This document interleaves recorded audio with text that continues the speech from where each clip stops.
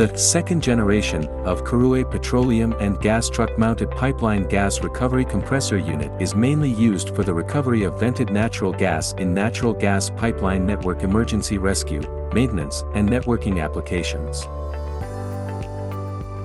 The compressor unit adopts a modular design. All equipment including compressor, gas engine, air cooler are installed on a truck or trailer, and the compressor unit can achieve gas recovery operations between different site locations. The compressor unit is connected with site pipeline through a modular combination of temporary pipes before compressor unit put into operation. The compressor unit can achieve multi-stage compression switching between one-stage compression and two-stage compression, and 95% of the residual gas in the pipeline can be recovered.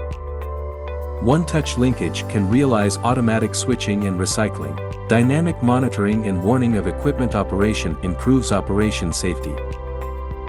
In the valve chamber number 9 of the pipe China West Line 2, the compressor unit completed China's first large-diameter natural gas long-distance pipeline recovery operation.